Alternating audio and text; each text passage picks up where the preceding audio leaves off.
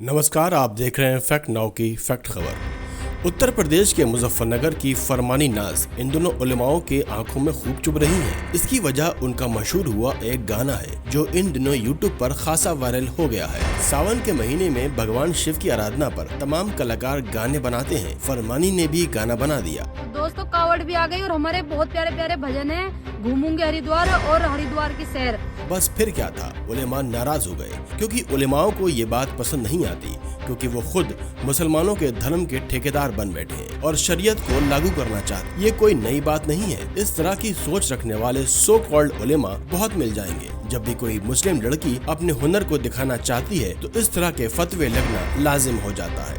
किसी वक्त tennis player Sania Mirza पर भी लोगों ने टिप्पणी करना शुरू की थी जब वो शॉर्ट पहन के खेला करती थी। सवाल ये उठता है कि क्यों अपनी जिंदगी जीने का हक नहीं दिया जाता, क्यों ऐसी कट्टरपंथी वाली सोच पैदा हो जाती है। इसी सोच की वजह से हाल ही में कश्मीरी यूट्यूबर अमरीन भट्ट, जो एक सिंगर थी और अपने माँ बाप का पेट भी पालती थी, उसको धमकी के बाद गोली मार दी गई थी क्योंकि शरिया गाने की इजाजत नहीं देता। ये सब शरीयत के खिलाफ है। हालांकि 70 के दशक में फिल्म जगत के मशहूर सिंगर मोहम्मद रफी पर भी कई सवाल उठे थे जब उन्होंने सैकड़ों भजन गाए थे जो आज भी सुनने में मधुर लगते हैं। एक दूसरा उदाहरण डॉक्टर राही मासूम रजा का भी है, जिन्होंने महाभारत टीवी सीरियल लिखा था जो अपने दौर में मील का पत्थर साबित हुआ था। मुस्लिम होने के नाते तब भी कई सो कॉल्ड मुस्लिमों ने उन पर उंगली उठाई थी। पिछले साल भी एक मुस्लिम धर्मगुरु ने फेसबुक के इमोजी के खिलाफ फतवा जारी किया था और कहा था कि इस्लाम में इमोजी का इस्तेमाल करना धर्म के खिलाफ है। इसके अलावा आए दिन मीडिया की सुर्खियों में हम सुनते रहते हैं कि फलाने धर्मगुरु ने किसी व्यक्ति के खिलाफ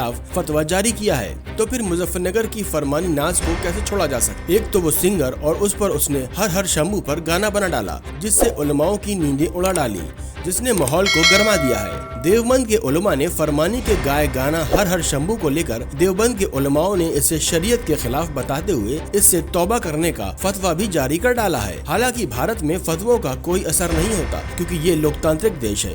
भारत में फतवे के असर को देखें तो यहाँ इसे जारी करने का कोई मोल नहीं है, क्योंकि शरिया कानून से चलने वाले देशों में ही फतवे का लोगों की जिंदगी पर असर होता है, क्योंकि वहाँ इसे कानूनन लागू कराया जा सकता है। लेकिन हिंदुस्तान में इस्लामी कानून को लागू करवाने के लिए किसी तरह की कोई व्यवस्था नहीं है, इसलिए यहाँ फतवा जारी करना बेईमानी है। भारत में फतवे को ज्यादा से ज्यादा किसी मुफ्ती की राय मान सकते हैं। जब फरमानी को इस बात का पता चला तो उसने कहा, हम कलाकार हैं और इस बात से हमको कोई फर्क नहीं पड़ता। इसी तरह फरमानी की माँ ने भी जवाब में ही कहा, ये उलमाओं की सोच की बात है, शायद उनको ये अच्छा नहीं लगता। वो भजन और कव्वाली दोनों गाती है। अब देखना ये है कि देवबंद के उलमाओं की सियासत कहाँ तक गर्म रहती है। देखते रहिए फैक्ट नाउ की फैक्ट रिपोर्ट।